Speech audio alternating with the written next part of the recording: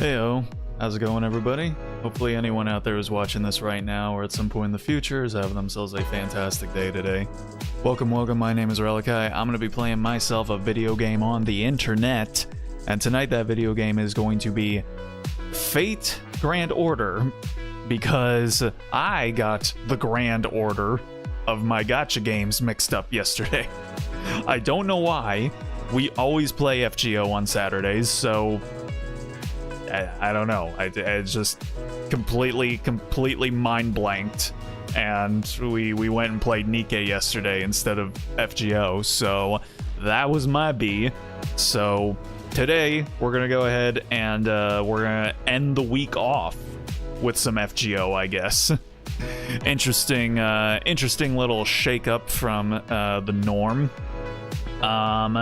So just real quickly before we get into things, just a couple of things I guess I can talk about today is that one, I have started a little personal project. You guys know that sometimes I, indulge in doing some things, on the side to kind of, flex my creative muscles every now and again, largely in the form of writing. So I am doing a little bit of writing right now, but it's a smaller scale project that should be a lot easier and a lot less time consuming than all the other writing projects that I've done beforehand, because a large part of the most difficult aspect of writing is pretty much already done. So it's something that I don't think I need to take any time off from streaming in order to do. So yeah, I don't think I'll need to take any type of break right now in order to be pursuing it on the side. So, but it's something that I'm going to be doing, and yeah, just figured I might as well share that with y'all. And then second is that I didn't see, well, I saw a couple of things that were announced during the Xbox game, whatever it was, I don't know. How's it going, Patat? Hope you're doing all right today. Appreciate you stopping in. Good morning. Is it morning where you're at? Where what time zone are you in? Because it is very much in the evening over where I am. But if it's morning for you, then good morning to you. So yeah, I saw a couple of things from the Xbox game show, whatever thing. One game that I am a bit interested, I'd say I'm quite interested in checking out is a game called At Fate's End.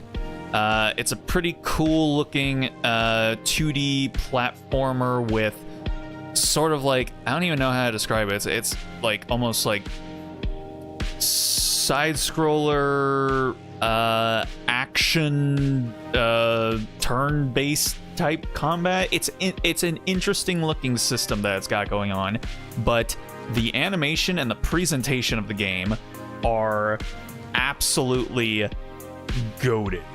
It looks gorgeous. I love the way this game looks, and yeah, the characters have got that sort of like modern kind of like Western Eastern anime fusion type of look to them, very much like Studio Mir kind of stuff, where they're the ones that do like My Adventures of Superman and Legend of Korra and the new Devil May Cry show. So you get like that sort of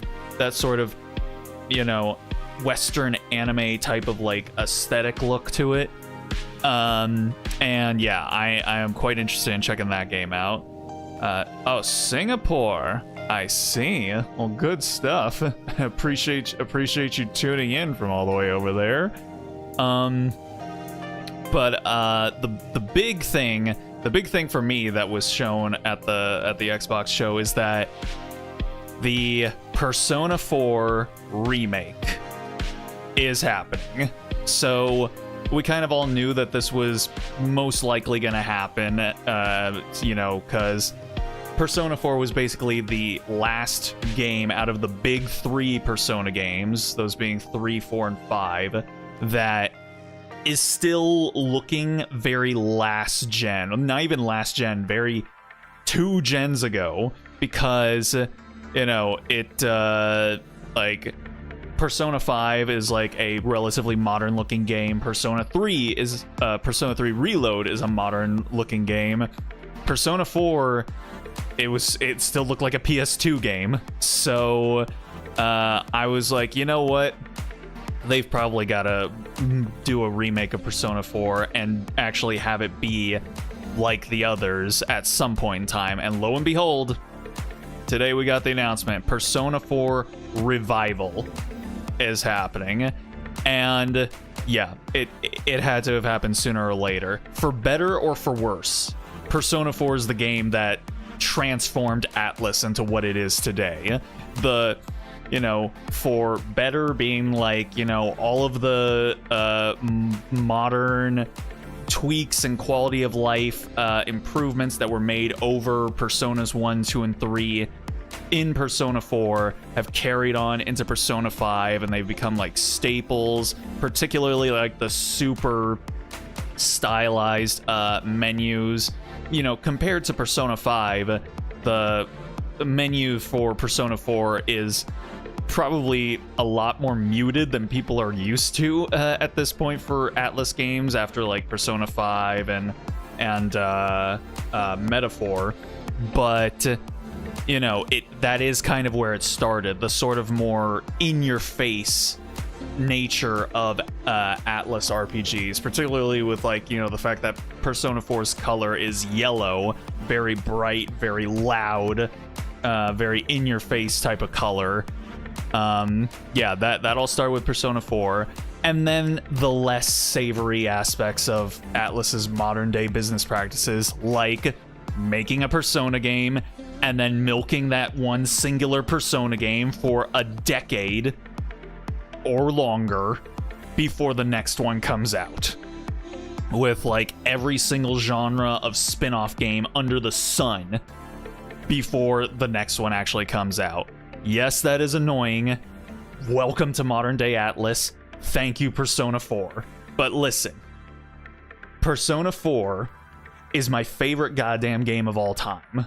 Like, back when it first came out on the PS goddamn 2, I was saying that I thought it was better than Persona 3. That was controversial at the time. All right, I remember talking to a friend of mine at school who is into like anime and JRPGs and all that stuff, and I told him like, man, I think Persona 4 is better than Persona 3, and he was like, oh man, that's some fighting words right there. And I'm like, yeah, come at me then, let's go, because I didn't give a fuck.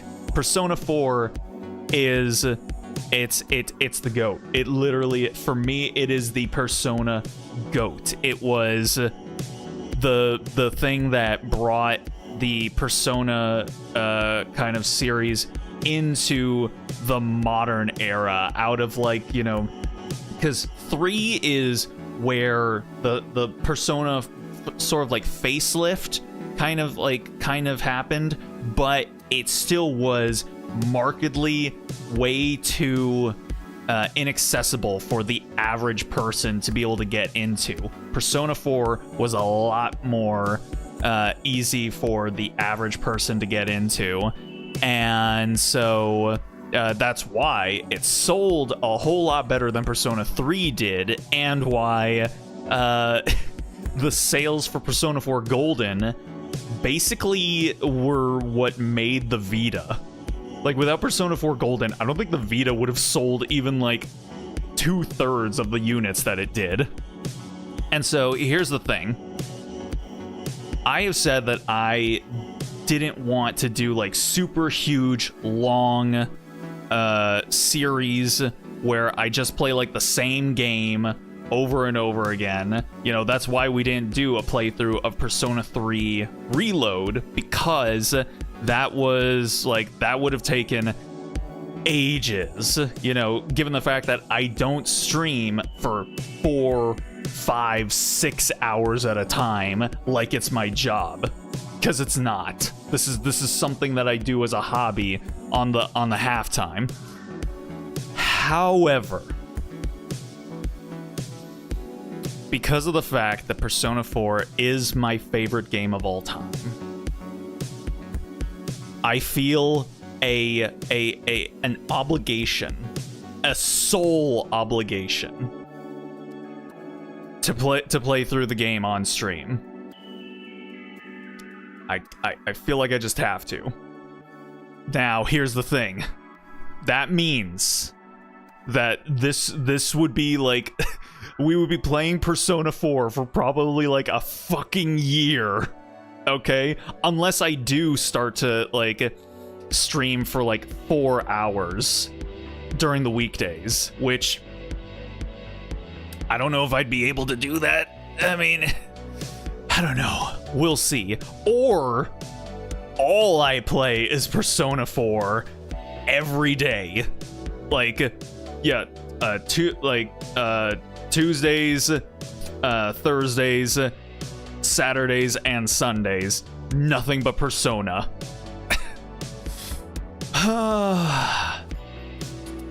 We'll see. We'll see. Because this is gonna happen. This has to happen.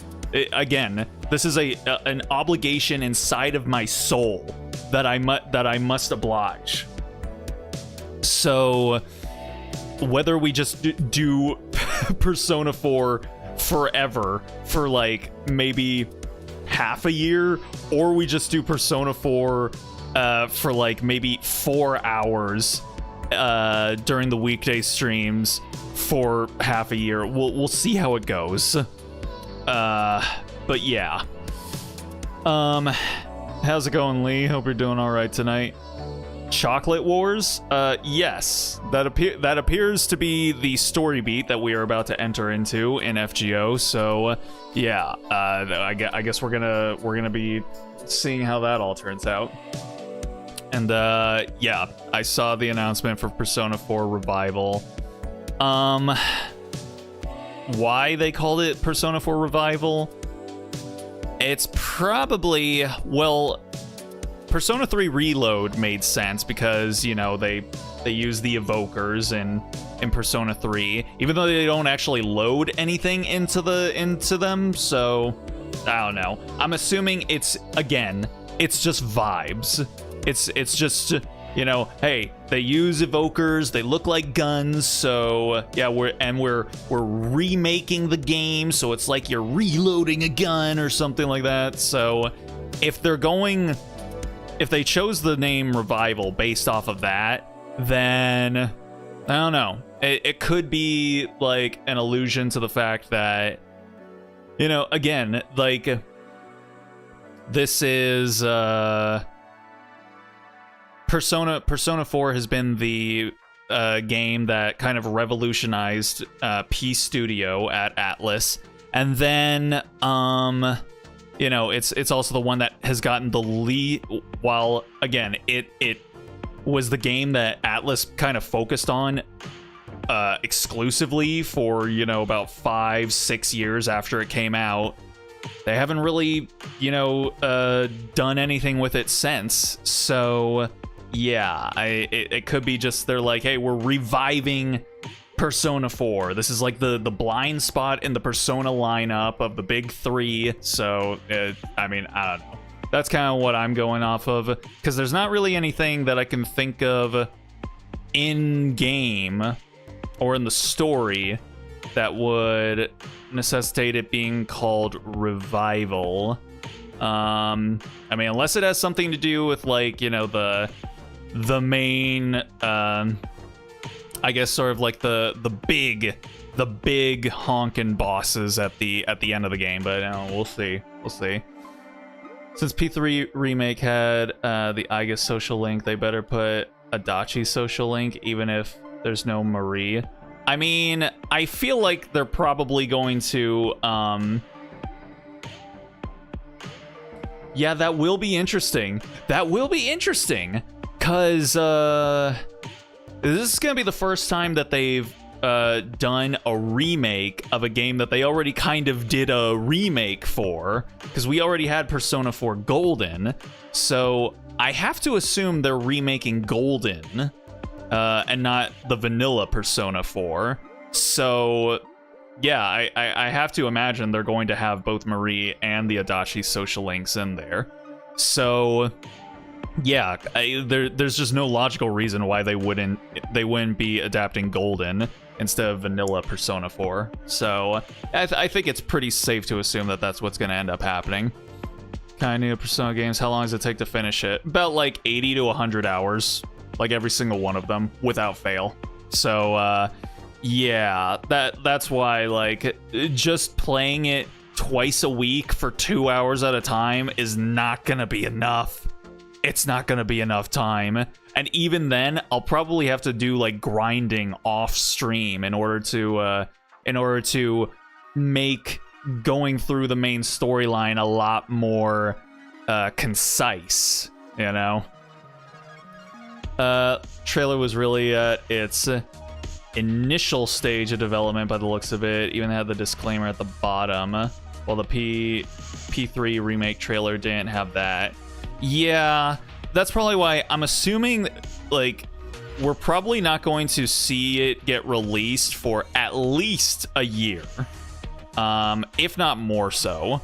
And it did look a little rough. It looked largely like they kind of remade downtown Inaba, and then, you know, they got the lighting and stuff in there, and then it looked largely like a tech demo, like like just a proof of concept showing people like, hey, we did the thing, we made oh no, wait, no, they had a lot of the environments in there. No, it wasn't just downtown. It was they also showed the school, and I think they showed the neighborhood around Dojima's house. And then, yeah. Did they show Junes? I can't remember. But so they did have more than one location. So it's probably been in the works for a little bit. I think I would still say we probably won't find out when it'll be coming out for at least about a year. So yeah, it's gonna be a long way off. But I'm just letting y'all know that if you guys decide to stick around for like another year, yeah, we're probably gonna do a whole ass playthrough of it. So just get ready. They put Bloom on Max as well. I mean, I feel like that kind of fits with the Persona 4 vibe, you know, because Persona 4 is very much like, its whole vibe and its whole aesthetic is, you know, bright, sunny, yellow, you know, all those things, like very power of friendship and kind of stuff, which is an aspect of why I liked it a lot more than Persona 3, is because I didn't really feel that sense of camaraderie among C's that I got with the investigation team in Persona 4. I didn't feel like the group in Persona 3 really cared all that much about each other. I mean, I thought they cared, but didn't, like, you know, friendship care, you know? I think it's also, there's also the fact that Persona 4 actually had you become the leader of the group rather than in Persona 3, where I'm pretty sure you were just a rank and file grunt in the group, you know? I'm pretty sure, like, Mitsuru was by and large still considered the leader, and yeah, in Persona 4 they have you be the leader, and just kind of like that made you feel a lot more central and integral to the story. So, you know, all those little touches and little quality of life improvements that they had from 3 to 4 really just elevated it for me above vanilla Persona 3. Probably only announced it because some of the original VAs kind of leaked it these past few weeks. Yeah, I did see that. Some of them implied it was happening. Yeah, but we all kind of knew it was gonna end up happening. they didn't get the roles. Yeah, no, it looks like they're going like they did with Persona 3 Reload, where they're just doing a whole new cast, which is unfortunate because I really love the cast from Persona 4, but, you know, it be what it be. I'm assuming they're probably going to, like in Persona 3 Reload, have the original voice actors show up as, like, you know, incidental characters like shopkeepers or something like that. Because yeah, in Persona 3 Reload, yeah, they had Liam O'Brien in there, who was the original Akechi, Akechi. No, not Akechi. Or is it? No, it's hold up. I'll be able to remember his name. Akihiko. Why was I thinking Akechi? Akechi is in Persona 5. All right, Akihiko, and then they also had Michelle Ruff, who is the original Yukari, as one of the shopkeepers. And I'm pretty sure. Oh, they did have Tara Platt as Elizabeth. She got to come back as one of her characters, interestingly enough. But yeah, I mean, so they did have the original cast in there, but just as, you know, secondary characters. So I'm wondering if they'll do the same thing with Persona 4.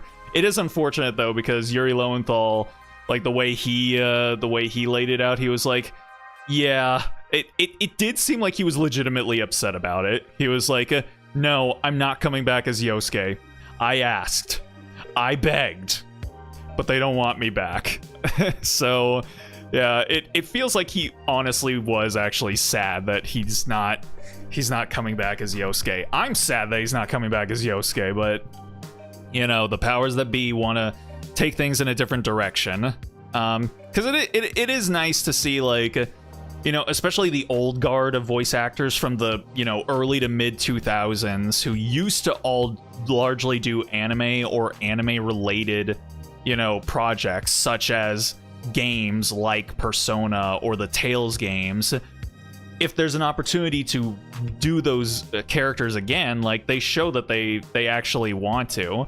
You know, I remember back when the remake of Tales of Vesperia was coming out, and they got like all of the original voice actors from the original game to come back and voice all of the additional lines that had been put into the game, with the exception of Troy Baker. And at first glance, that kind of makes Troy Baker look like a bit of an asshole with like a huge ego, where he's just like, I'm Troy Baker. What are you talking? I play the Joker, man. I'm Joel in The Last of Us. Like, I ain't got time for this kitty bitty anime bullshit. Get this shit out of my face. But then, like, somebody asked him about it on Twitter, and they were like, "Hey, how come you didn't end up coming back for the Tales of Vesperia remake?" And he was just like, "What? What are you talking about? What? There was a Tales of, huh?" So then he found out about it because this person asked, and then I guess he looked it up, and he was like, "Well, shit, what the fuck? No one ever reached out to me about this. Yeah, of course I would have done it. What the fuck?" So I think what ended up happening there was probably they got in touch with his agent, and his agent was like, yes, of course, Mr. Baker would be happy to come back for your sweet little anime game or whatever this is. That will be $50 bajillion an hour. And they were like, yeah, how about no? So then, like, the project just didn't even, like, come onto his radar because, like, they got filtered out by his agent being like, yes, here are our terms. There will be no negotiations. Have a good day. So I'd like to imagine that his agent might have gotten a very unhappy email or phone call that day. So yeah, it is cool to see, like, these actors who, you know, are largely doing, you know, quote unquote bigger and better projects than, like, these, you know, silly little anime video games or anime series, still being willing to like come back and be like, hey, I played this character, man. I'd like to do it again. So yeah, but we'll see. We'll see who ends up coming in for the Persona 4 remake. But anyway, goddamn, I went on for like nearly half an hour already, man. We gotta get this. We gotta get shit going, man. So let's go ahead and kill the BGM here, and let's get the game started up. All right, let me turn on the game audio here. All right, now let's go ahead and get things started.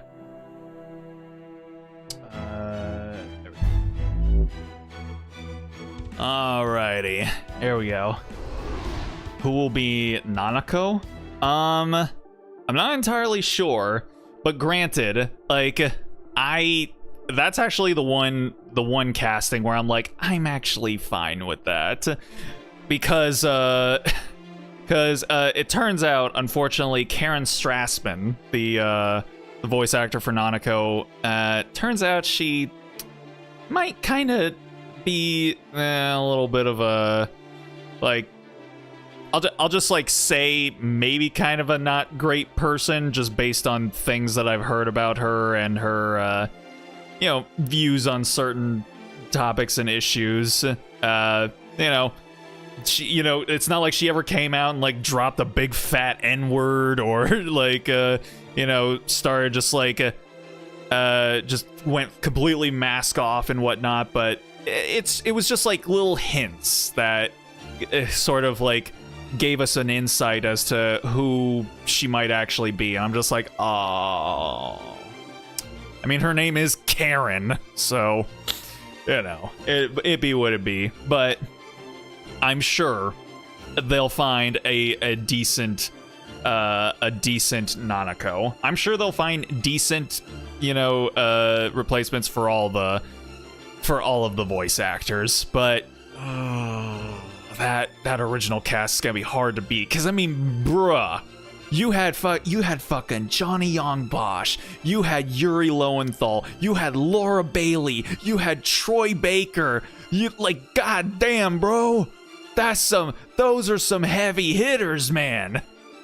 Like, even today, even by today's standards, even though they're part of the old guard, like that is a stacked cast.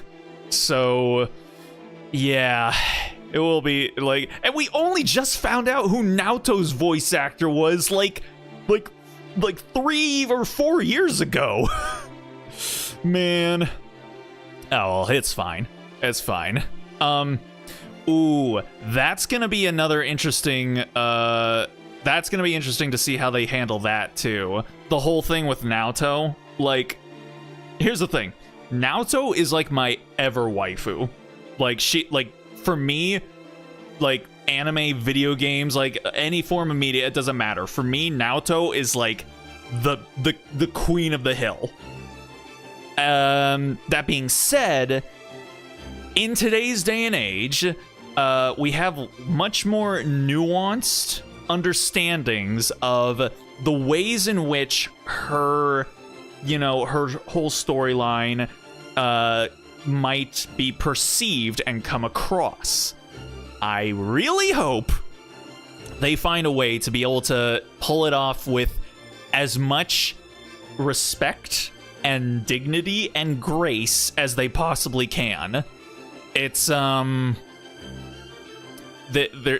gonna have to be a whole lot of priming done in order for like, where the game is essentially gonna have to be like, all right, listen guys, we know what this looks like, we understand, we appreciate that, you know, these people exist, and these life experiences play out in this particular way and fashion. That is not what's happening here, okay? This is a completely separate type of issue that is tangentially related, but is largely unrelated to any of that stuff. You know, please Please try and just, you know, keep the focus over here on what we're doing. Granted, that's none of it is really gonna matter, because it's still gonna be, you know, the perception, the optics, and the parallels that can be drawn are still gonna be drawn, and there will be a trans, you know, reading of Naoto's whole storyline, and that reading is not invalid. It's just not what's actually happening in the story. So it's gonna be interesting to see how they go about it. But hopefully it's good enough to where the boat rocking can be kept to a minimum. You know, the Kanji and Naoto shippers are gonna be under fire for years. I mean, probably. God, I forgot about Kanji too. I mean, at least with Kanji, like, his whole thing is more like... His whole thing should be a lot more framed around the concept of, like, you know... Because it's about toxic masculinity. It's about the ways in which he views himself, and then because society says that he has to be, like, this way, in particular, because he's a man, like, you know, he's like, well then, okay, if I'm supposed to be this, but I like, my interests lie over here, then, like, you know, what's... yeah, that's gonna be another thing. Again, I'm hoping that the writers can adapt all of this stuff with a whole lot of nuance and a whole lot of grace, because they're gonna need it. But, alrighty. Let's go ahead and continue on here. Like, over half an hour in, we're finally actually getting to the game. I only intended to talk about these things. I thought it would take like 10-15 minutes to talk about. Apparently not. That night in Reli's room. Uh-oh. What is happening already? I feel like their whole thing could be framed better, but can't really be changed because the story with the shadows going for the insecurities isn't going to change. Yeah. I mean, I think Kanji's is definitely going to be a lot more... You know what? I almost feel like I could just do a whole stream where I yap about Persona 4. And you know what? Maybe I fucking should. Okay? Like, after I mean... I'll think about it later. But I could do like a whole 2-hour stream where I just talk about all this. But anywho, Zori meme that Persona 4 talk will go on for another 10 years. Great. I wonder who that could be. Come in. But I just want to like finish my thought here. I feel Kanji's storyline is going to be a lot easier to kind of, you know, update, if you will. And by update, I just mean more like treat it with a, you know, frame it with a lens that is a lot more palatable and understandable for modern audiences, considering the fact that, yeah, we have a whole lot more understanding and you know, language available to us that we didn't have back when Persona 4 first came out, all the way back in 2008. So yeah, Kanji's will definitely be a lot easier. Naoto's is gonna be a whole lot of a big old minefield that they're gonna have to be real careful going around. You know, it's gonna be 10 years old soon. P5.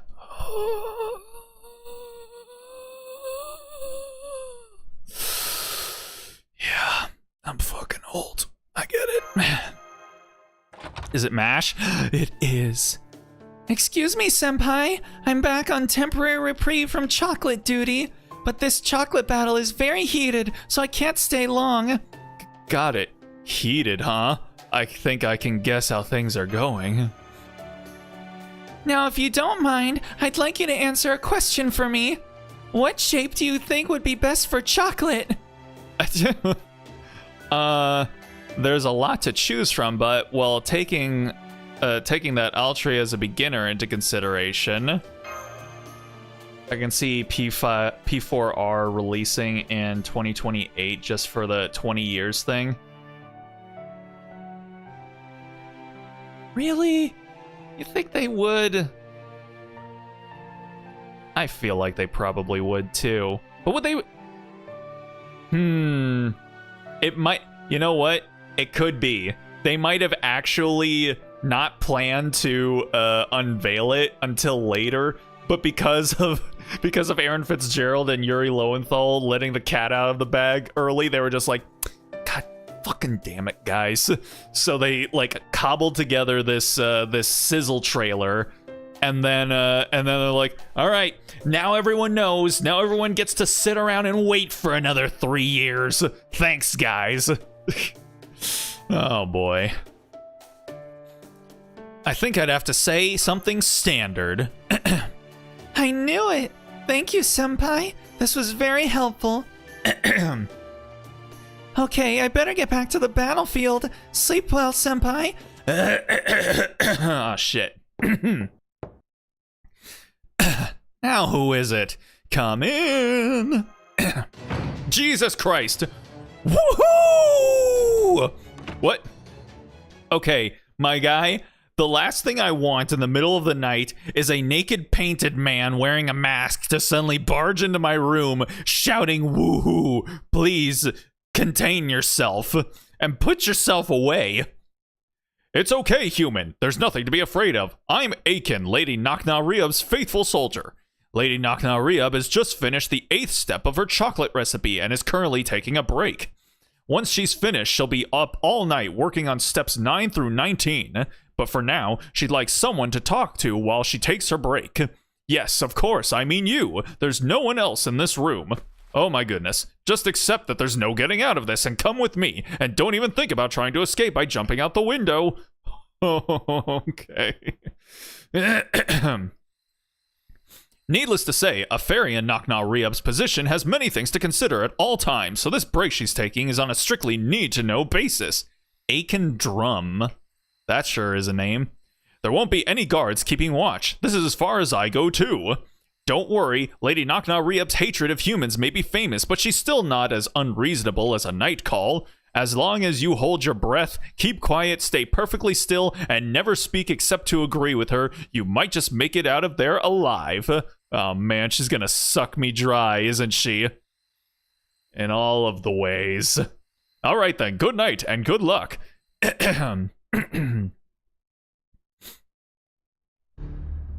There you are. I didn't expect you to come alone. Have you been enjoying the Edinburgh nightscape? We may not be as fancy as Gloucester, but I like to think our main street is still a pretty sight. I was just waiting in my room so I'd be ready for tomorrow. Just a little bit on the way here. Oh, what am I saying? Of course you did. I can tell from that sparkle in your eyes. That's the look of someone who picked up a beautiful insect thread scarf before stopping by a cafe for a chocolate-infused cocktail. Say what? My Edinburgh really is the best, isn't it?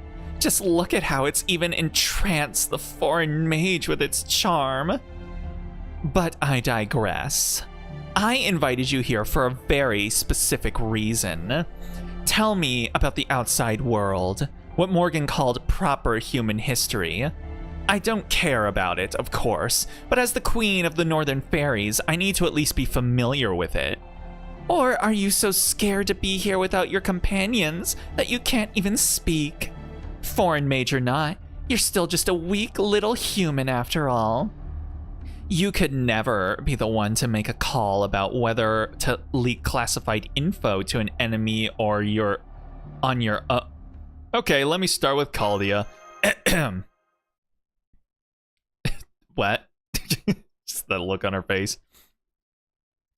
And that's about the long and short of it. Wow, I didn't realize I've been talking for almost an hour. Hang on. You covered all that stuff so eloquently that it was easy to follow along. I need you to stop here for a moment, though. I need to process all of that. Okay, there's Caldia, heroic spirits, lost belts, proper human history. Wow, I just broke down all of FGO for her and she managed to keep up? Damn, girl's a genius. Okay, I've basically got it. looks like there's not much point in thinking about this stuff now, is there? This is the kind of thing I can worry about after Morgan's been defeated, right? Exactly, there's no need to get into it now. That's fine then. Thanks for the valuable info. You have my gratitude. The gratitude of a queen. A good ruler does more than just wage war with their enemies, you know. They also need a plan to rule their nation after they've won. I know Britain isn't really surrounded by a sea of nothingness. There's actually a much larger world out there beyond the water. Of course, fairies typically hide in the woods and don't mesh well with the human world. But with the right motivation, there are a lot of ways to get around that. I can't believe there's still so much to do, even after things are wrapped up here. I can't wait to get started. Are you talking about invading other countries? Are you talking about expanding your chocolate factory? That's right. If there's another world that rich in resources, I'll have to make another Western island and pay this. You called it North America, right? A little visit. I guess that means you and I will be enemies again when that happens. That should be fun. She really is just like Mabe.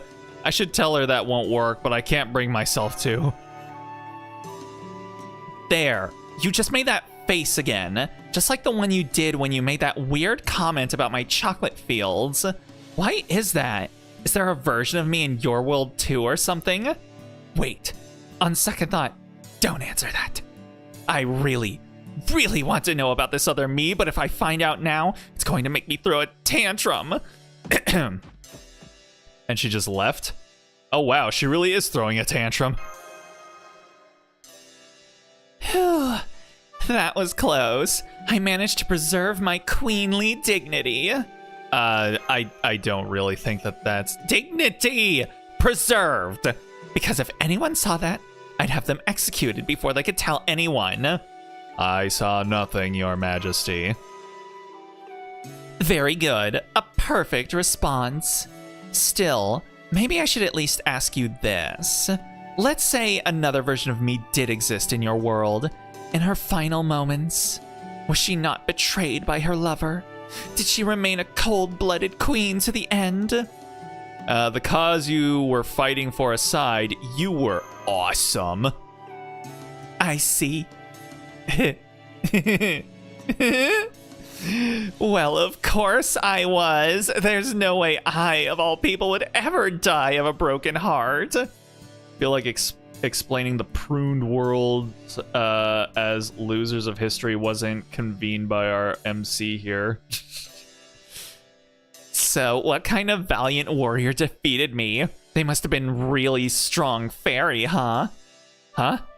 Cheese? As in the stuff you make from sheep's milk and eat with bread? Huh. So there's a cheese fairy in your world. Maybe they're related to Akendrum. The cheese was just the method. A human slung it. Nunny. So that other me was killed by a human. That's what you're telling me? Let's not mention the death by cheese. Too late! Did you just take all that trouble to tell me such a ridiculous story, even knowing how much I hate humans? It's not ridiculous at all. It's how that particular queen met her end. It's not ridiculous. Are you kidding me? You can't say that kind of thing with a straight face. It's a total mood killer. Then again, it was a human that was responsible for the last queen's downfall too. I guess when you're big enough, even a little pebble can trip you up. Thinking about it that way, I could see my other self getting killed by a human. And hey, at least you wouldn't have to put up with any weird curses afterward. How could you, MC? Would the last queen's downfall have anything to do with... That's right. Losing her lover hurt her so badly that she couldn't fight anymore, which led to Ash beating her. Mom put too much trust in humans. She thought they were the same as her, and so she loved them too much. She charged onto the battlefield with her most beloved soldier by her side. He did his best to keep up with her, but he couldn't quite make it to the end.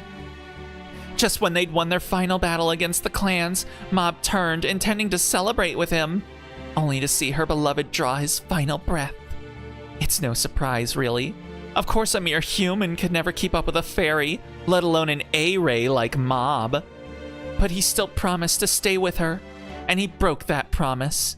That was his betrayal. That was when Mob lost the will to fight. The moment she realized how foolish she had been and how much that soldier had really loved her. Still, her broken heart was all healed up by the time the era of the High Queen came around, and she soon set her sights on ruling all of Britain. Maybe in a Holy Grail war, really have to do her best to not reveal who she is because her weakness is so easily accessible. Our girl taking lactose intolerance to the extreme. Mob then retired after she built Edinburgh, and no new King Clan fairies were born for a long time. She left a hole for about 1,500 years until I came along and filled it. Ayo. I'm the second King Clan fairy ever. I inherited Mob's power and am truly worthy of being queen. I am a truly great fairy. I hate humans because they're useless in war. I'm not going to make the same mistake Mob did. I'm going to defeat Morgan with my clan alone. That's why I don't need Altria's round table army getting in my way. It's an eyesore at best. I'd make your peace soon if I were you. Once I win tomorrow's duel, all humans will be mine to do with as I please. And I'm going to put you all to work in my nice, safe chocolate factory with full benefits until the day you die. Oh no! Benefits! A livable wage! Say it ain't so. But I mean, you know, it's... I mean, depending on the working conditions, like, I mean... benefits can only take you so far. I'm not worried. Altria's going to win. Besides, humans aren't as fragile as you think, Knock Na Riab. Okay, break's over. I'd better get back to work. Enjoy your freedom while you can, Relly. This is the last night you'll have it, after all. Oh boy, oh boy, oh boy. What a long night. Knock, knock, knock. God damn it! Now who is it? Come in. I'm getting a bad feeling about this. Maybe I should try opening the door slowly. I gently open the door. What the? Just, man, come on now. God, it feels like it's been so long since I've seen you. I can't remember how I did your voice. Made you look. You totally thought I was knocking on your door, didn't you? Well, this time I came in through the window. Oberon. Easy there. Keep your voice down. It's very late, you know. And what's more, I'm traveling incognito today. If anyone asks, I was never here, okay? Why incognito, you ask? Okay, it's partly because I got tired of being the Round Table Army's errand boy and ran off for a while. Really, though? It's that the Fairy King never stays in one place for too long. And the real reason is that I was worried about you guys. I mean, we're all friends now, right? Of course I'm going to worry about you. And so, on that note, I hope you don't mind that I'm here. So, good evening, Relly. Congratulations on ringing the 4th bell. We could hear it all the way back in Londinium. The Round Table Army's morale has never been higher. Percival's made a seat at the table for any Fang Clan fairies who want to come over from Oxford. Gareth's been having a great time in Londinium with the kids. They just finished tilling a new field, in fact. Spriggan seems to be up to something, which worries me, I admit. But, all in all, the South has been relatively stable so far. Of course, whether it stays that way is all up to you guys. You're here to talk to Knock Na Riab, right? I've been hearing rumors about tomorrow's mob match all throughout the city. Okay then. Yes, Hikari. Okay then. Hope you're doing alright tonight. Appreciate you stopping in. Playing one of the Fate video games. How's it going, Katsuki? Hope you're also doing okay tonight as well. Yes, we are playing FGO in our eternal game of catch-up in the story mode. We are... What even am I? Two lost belts behind at this point? So, yeah, it's never gonna end. But it is, you know, it's my albatross to bear, you know? If Nocturne Rehab joins forces with the Child of Prophecy, that'd be a huge boost to our chances against Camelot. Once Nocturne Rehab agrees to an alliance and Altria rings Oxford's bell, we could begin our attack on Camelot in around 3 days. But what about the 6th bell? I'm sorry, I've been looking everywhere for it, but still no luck.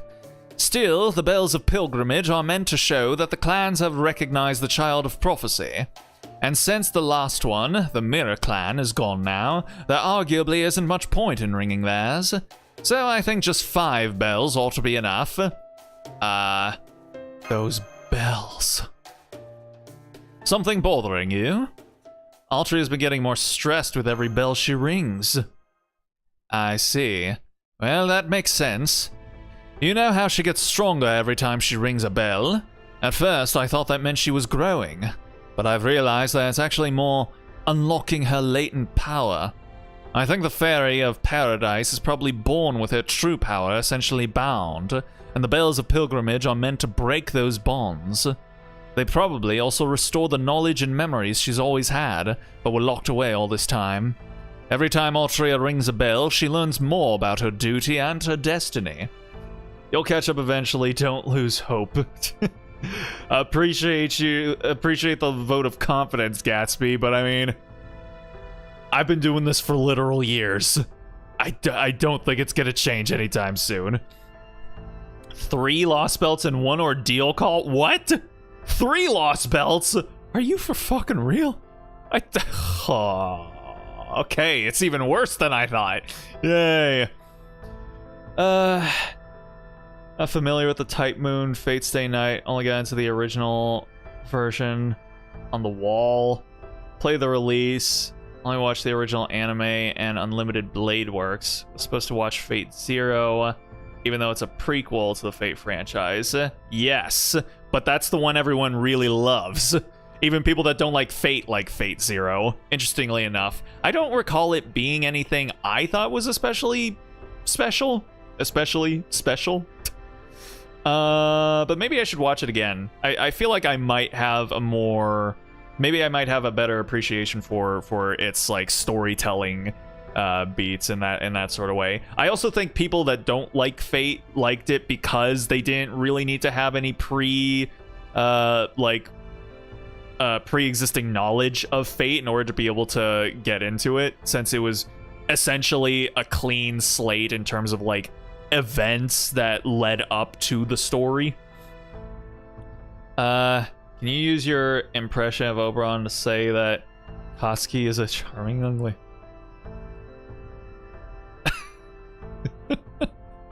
Oh, goodness gracious. Alright. Alright, fine. I guess I can. Why not? Hello, Kotsky. I must say you are a very charming young lady, and I will marry you I will marry you and make you my bride. There you are, love. I hope that suffices. Alright. Now that she's wrung 4 of them, she's probably a completely different person from who she was when she met her in the Nameless Woods. How so? You're not gonna say my girl is evil now?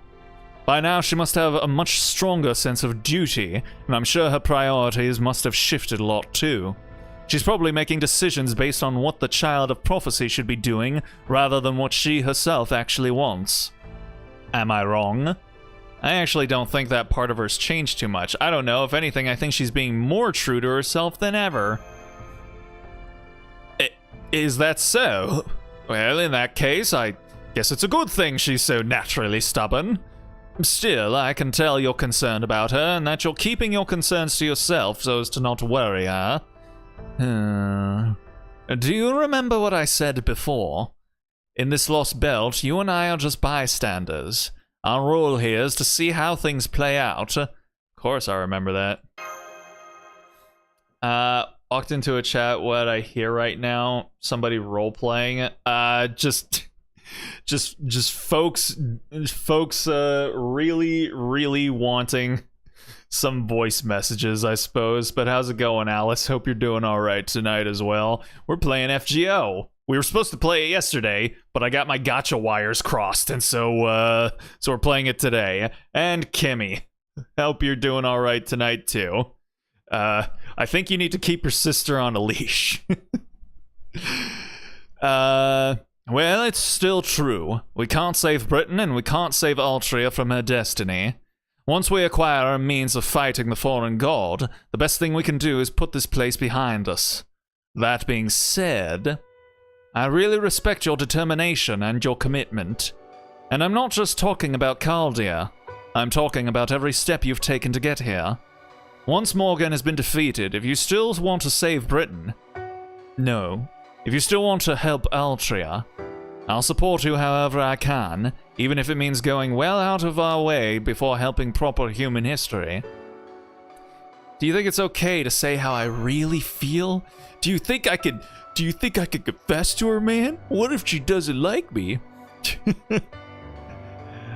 What do you mean putting her on a leash? What did she make me do? She just asked me to read some stuff in a particular voice.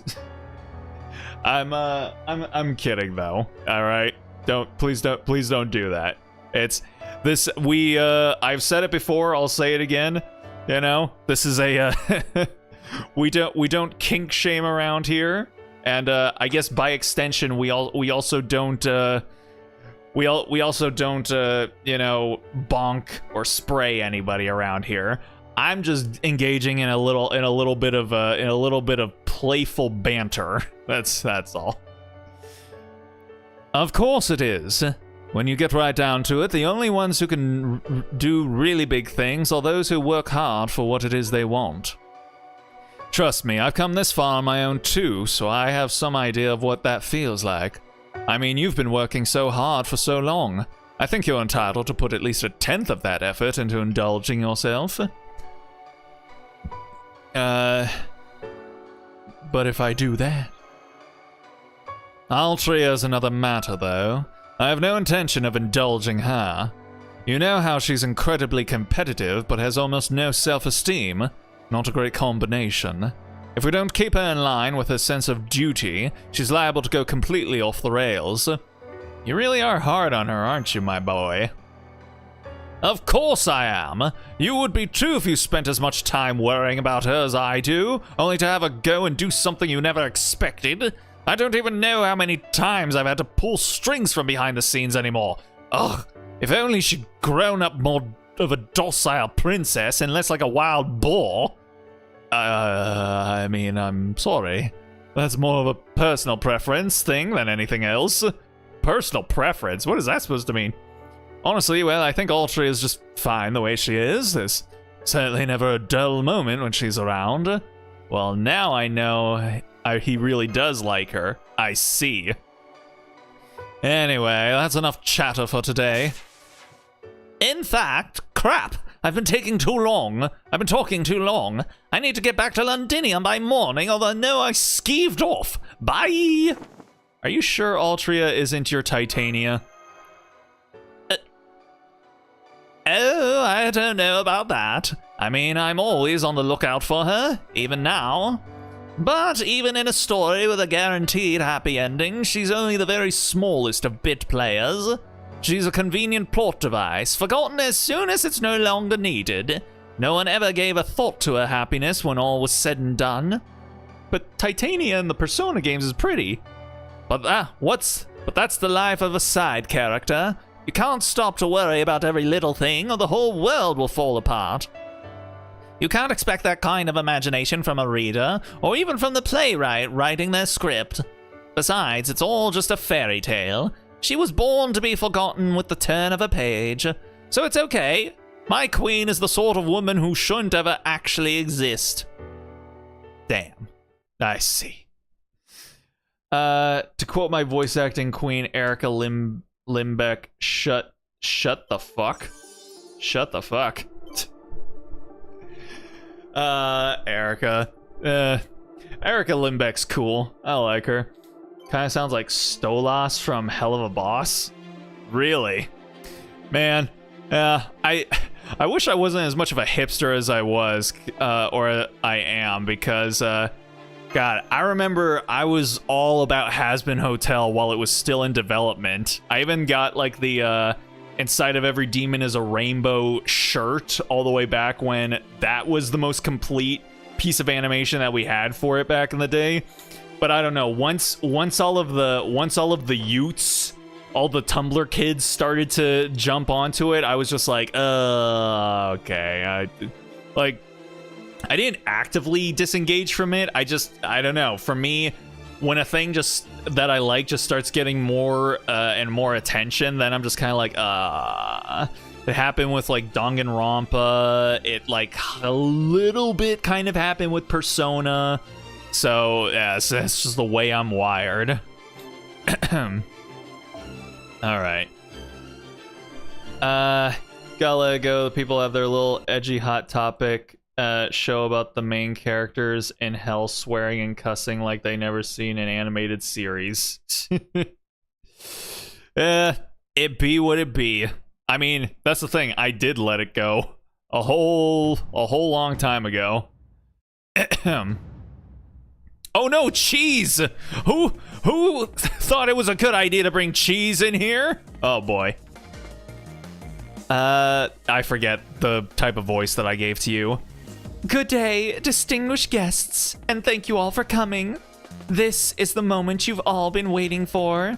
The Valentine mob match to determine which of these two fairies is prouder, more dignified, and just overall better than the other. There's a lot of spectators in here. This isn't quite how I imagine it going.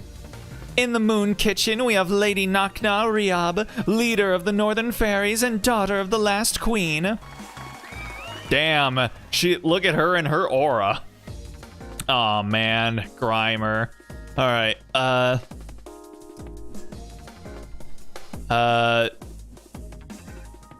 all right, I see. All right, I gotta hone in on the Irish accents. Just really dig deep down into it. All right, gotta find the mouthfeel for it. We're just gonna organically kind of bring it out. Can't just immediately jump into it, you know. Damn, is that all the chocolate she's carting around behind her? There's enough here to make a chocolate Ordinax. In the Star Kitchen, we have Lady Altria, the child of prophecy, who has made even Queen Morgan sit up and take notice. Uh-oh. Is that stuff she's carting behind her really chocolate? Even Mash's shield looks more appetizing. Are both contestants ready? You now have 1 hour to complete your finishing touches here in the cathedral. Remember, chocolate is toxic. Be sure to go out with a fiery finish. Who the hell says chocolate is toxic? Besides dogs. Oh boy. Ah, shucky ducky. There they go. Go on, Star Kitchen, you can do this. Please direct your attention to Lady Nakna Riab in the Moon Kitchen. As you can see, she is both calm and unhurried, even as she remains constantly in motion. A sure sign of someone with eyes on the prize. When I stopped by her kitchen this morning for a comment, she said, and I quote, "My chocolate isn't merely a delicacy, it's art designed to melt your very soul." And looking at how it's coming along now, I believe it. I only wish all of you in the mezzanine could see this too. We can't even see it from the ground floor. Don't you have any screens around here? Unfortunately, only those in the box seats can see the action unfold for themselves. If that interests you, you can always reserve one for the next mob match for 60,000 more pounds. 10 times the price of the mezzanine seats, Sounds fair. Next, please direct your attention to Lady Altria and her dazzling collaboration with her assistant in the Star Kitchen. Is that a cake? I've never seen such wonderfully intricate decorations on one before. Her assistant is practically glowing with magical energy. I mean, sheer concentration. In the midst of all of this chaos, she's adding details down to the millimeter. What an absolute madwoman. We may have a dark horse on our hands. Word on the street was that Lady Nakna Riyab was a shoo-in to win, but at this stage, it looks like the odds may actually be favoring the star. Whoa, it already looks good enough to eat. You really are great at this, Mash. Okay, now to add a pinch of my secret ingredient. Yeah. What the hell? Are you an idiot? You could do a voice of Starlight Glimmer from MLP for an impression. Starlight? Oh, because of her hair? I guess that, yeah. Yeah, she does have starlight hair, doesn't she? Huh. I didn't even notice. I can't really do a Kelly Sheridan impression, I don't think. Ahem.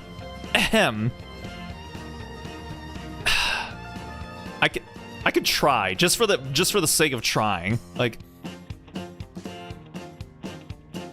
she's got such a hard voice to do an impression of, because it's like she kind of just has a sort of everyday, almost like girl next door kind of like sound to her voice.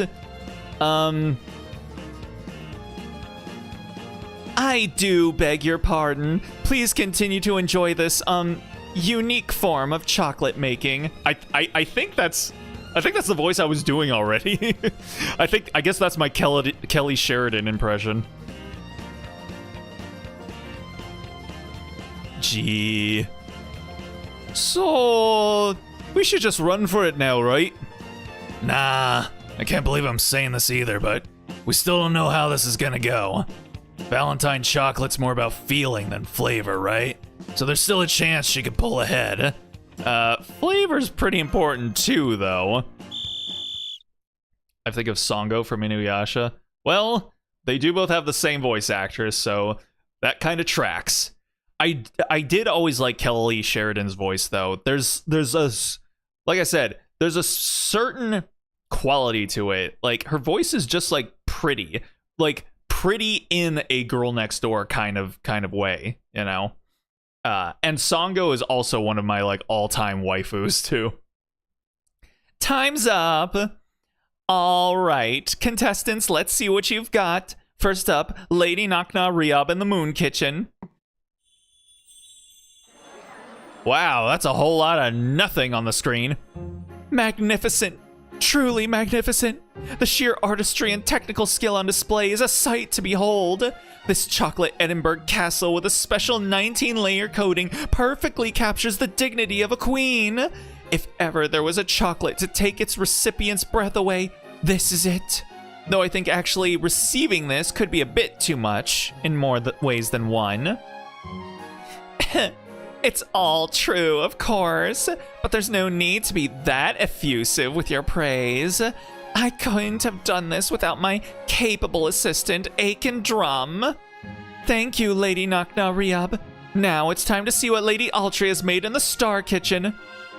I can't imagine why you made such a bold choice for your chocolate, but let's see it anyway. Huh. Phew, it's a normal heart shape. No, it can't be. What the meow? What's the meaning of this?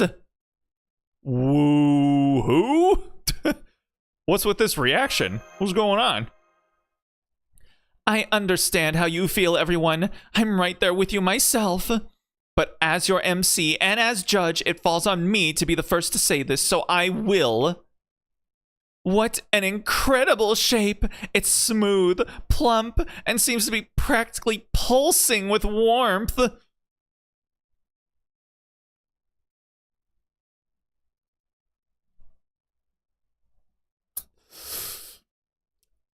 Too easy. Now that's what I call a Valentine. We are all witness to the birth of an all-new chocolate design. Huh? They love it? Woohoo! What power! What strength! I can feel my blood boiling with excitement just looking at it! I simply have to ask you, Lady Altria, how did you come up with this design? I love that it just kind of appeared on the screen. Like, and then everyone's like, oh. Why did you abandon that lovely cake your assistant made in favor of this? What shape? That shape is the Northern Fairy's most venerated symbol. It means prove thyself the strongest. What made you think to use it for your chocolate? Are you some kind of genius? Oh, no, definitely not. Mash just taught me how to make it, that's all. She said it also represents the heart, even though it looks nothing like a real one. And since it's so simple to make, it's easy to put your own heart and soul into it. Easy to put your heart and soul into. What a beautiful expression. I can't believe I, of all fairies, forgot about the single most important thing that goes in a chocolate. That's right. It doesn't matter how expensive your ingredients are or how fancy the brand is. What truly matters is the feelings you put into it. While Lady Knock Knock Riab's chocolate is undoubtedly more beautiful to look at and surely more delicious, there's no question that Lady Altria's chocolate is the clear winner when it comes to sheer passion. As of this moment, I have nothing but the highest respect for her. And so, we have our winner, Lady Altria of the Star Kitchen. Hey, there's our girl. That's it, Altria. You finally found your own forte. Taking credit as her mentor despite being completely uninvolved. Well, I'll be damned. I had no idea you had an ace like that up your sleeve. Would you consider selling me the rights to that idea? You did it, Altria! It's all thanks to you, Mash. This makes the 212 practice chocolates we made worth it. Do fairies not know what a heart-shaped is? Sure looks that way. Either that, or they just don't associate that symbol with the heart or soul. I mean, just look at Knock Knock Riab's magical energy aura. Oh, right, she can't see it herself, can she? This doesn't make any sense. The castle should have won no matter how you slice it. How did they make that into some kind of feel-good story? Now, let's just call this a one-of-a-kind fluke victory. Besides, knowing Knock Knock Riab, I'm sure it'll just be a matter of time until she incorporates heart shapes into her next beautiful cast. Huh? Uh-oh, what the? Hey, Altria, how come your chocolate looks like it's pounding? Did you do something to it? Just to be sure, it's not about to explode, is it? Of course not. Not even Altria would mistake gunpowder for sugar. Nope, I definitely didn't. Trust me, I tasted every ingredient and only put in the yummy ones. All of them. All of them? What exactly do you mean by all of them? I mean all the different ingredients, of course. You guys had so many good ones for us to use that it would have been a waste to not use them, right? Oh boy. It's true. I saw it myself. While Mash was cleaning up the mixing bowls, Lady Altria used some shifty technique to squeeze all the ingredients into the chocolate. That gave the chocolate a massive amount of magical energy, fusing its ingredients and creating a new life form. Oh boy. Oh shit. And now, as you can see, it's created a calamity that threatens the entire world. Ugh. Oh no, cute girl down. The child of prophecy made a super weapon. Run for your lives. I was thinking for Da Vinci to have a Gyaru voice. I mean, it is my Gyaru voice or my Valley Girl voice, but I do tone it down a little bit for Da Vinci. It's damaging my cathedral, and it's turning my fairies into chocolate. What in the world were you thinking? You can't just mix in anything and everything. Let me guess. You're the kind of fairy who thinks anything that takes 10 minutes at low heat to cook can also be cooked in 2 minutes at high heat, aren't you? Master, we need to fight to preserve Altria's honor. I mean, to cover up the evidence. Some hearts just can't be saved. Nice turn of phrase there, Mash. Please don't beat it up too badly. I promise it should still be really yummy. Aww, my poor girl. Okay, we'll save a piece for you. Alrighty, let's see here. Foreigners! Hell yeah! You know what that means? Let's see. So I can grab Altria here, and then I can also grab, where's she at? Where's she at? There she is. There we go. And then where is Avalon? There is Avalon. All right, and then we'll do, let's see, this, and then, yeah, we'll go ahead and keep that one. And yes, sir, that's gonna be our... That is gonna be our dream team. Actually, I lied, because I'm now going to also put... There we go. And then... just on the back side over here, we could do... Scotty. Yes, sir. Alrighty. And then, let's see here. This is for Buster. We need one for Quick. There we go. Alright, let's go. When are you ever gonna play a Digimon game? Thanks, BlueStacks. I don't have any plans currently to play any Digimon games. I've got way too many games as it is. Right now, and I mean, like, considering the fact that we're gonna probably play through the whole entirety of the Persona 4 remake whenever it decides to finally make its way out, then yeah, I can't think of a whole lot of time I would have to play a Digimon game. I mean, like, I would play it as like a one-off if I had, you know, but, you know, I have to buy all these games myself. So yeah.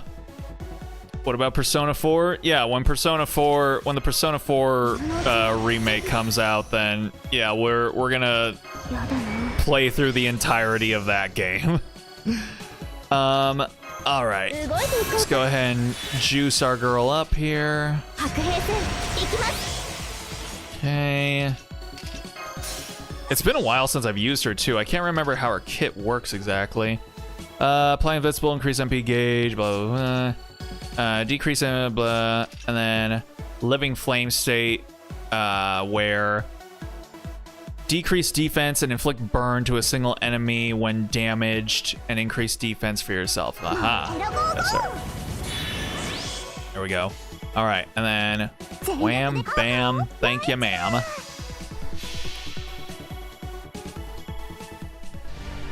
All right. Heard the original cast isn't coming back. Yeah, no, unfortunately not. It's just like the Persona 3 remake where they got an entirely new cast, which is unfortunate because the original Persona 4's cast is holy shit.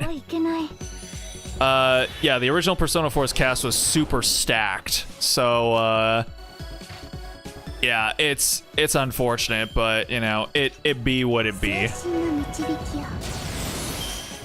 There we go, and then we're gonna do this. And then, boom, boom, boom.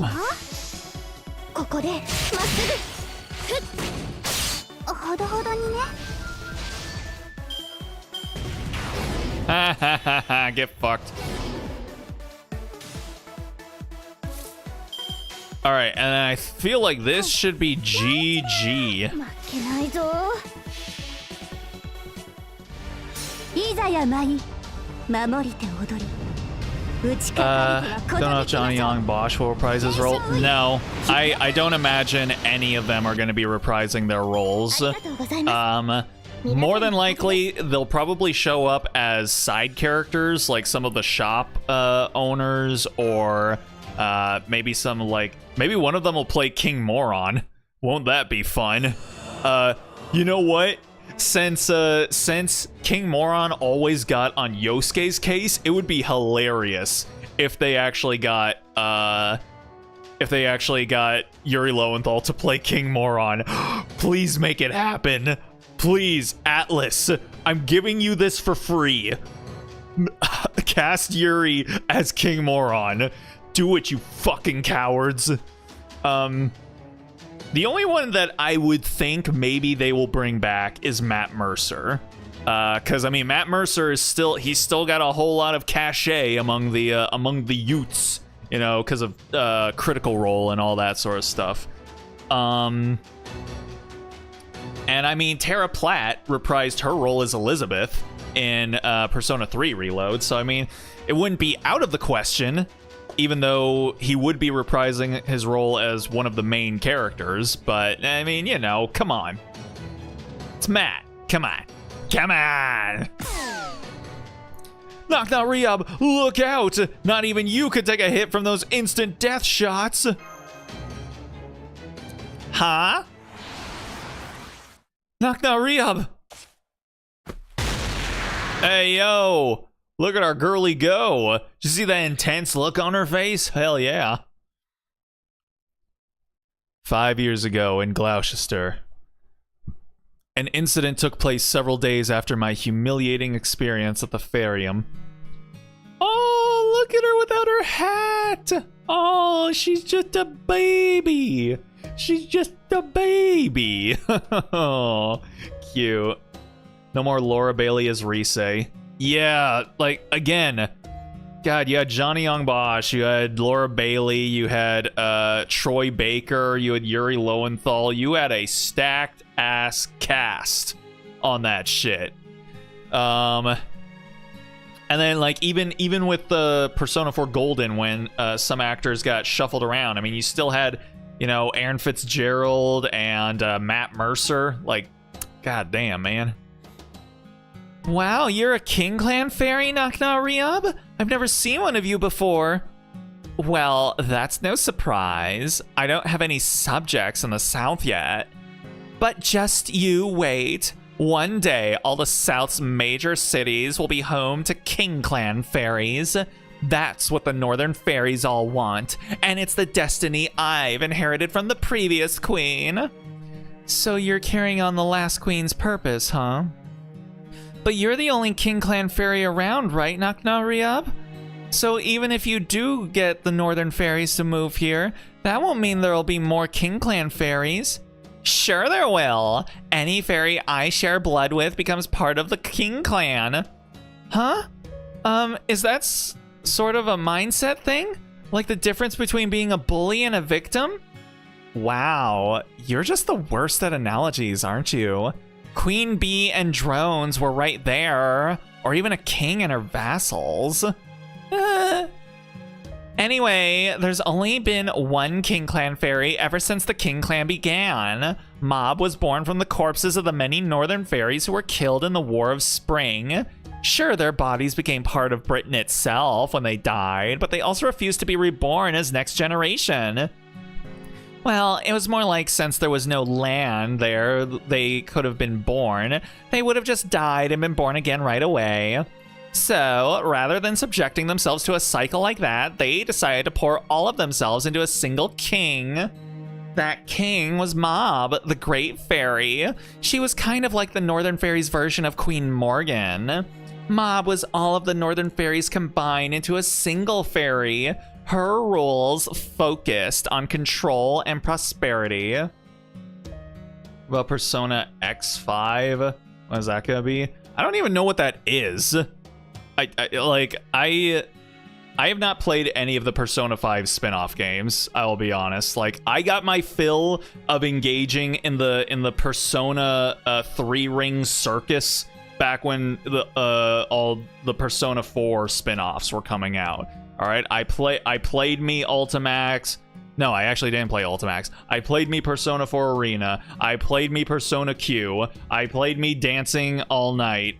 And I played in the Persona 4 Golden. I got my fill of engaging in all of the shenaniganery that happens around the mainline Persona games. So I left all engaging with the Persona 5 stuff up to the youngins. That allowed her to share her power with anyone who swore loyalty to her. So she did that with So she did just that with fairies who sought her out and created a place for them all to live on the Western Island. Of course, creating a whole island took a lot out of her, so she was pretty weak by the time it was done. It just goes to show you never know what life has in store. If Mob hadn't grown weak, she would never have taken on the bodyguard who eventually became her spouse. A spouse? And let me tell you, they could barely keep their hands off each other. It was like a never-ending spring. What was a never-ending spring? And that's why you should always avoid spring. Stick to autumn and winter. At any rate, anyone who swears loyalty to the King Clan gets to share in their power. That means any fairy who's given some of my blood becomes part of the King Clan for as long as they remain loyal. As the queen bee, I have my drones show their loyalty by performing labor, and the drones in turn get my power for themselves. So, the more northern fairies I bring together under my command, the more the King Clan grows in number. I see. So when you share your power, does that power eventually come back to you? No, it doesn't. That's the one big downside to this system. I don't lend them my power, I give it to them. So, the more King Clan fairies I make, the weaker I become. But obviously, that wouldn't be sustainable, right? So of course Mob thought of a solution. She expanded her Fey domain to encompass all of Britain and made a new rule to go with it. As long as her subjects remain part of the King Clan, the clan's combined power shall be her power as well. So even though she was pretty poor after doling out money to all of her subjects, she hadn't actually lost anything, since the whole kingdom belonged to her. She chose to empower her nation rather than herself. I think she was really onto something. A nation can't grow by the hand of one person alone, on one set of values. You need many working together to make it as rich and beautiful as it can be.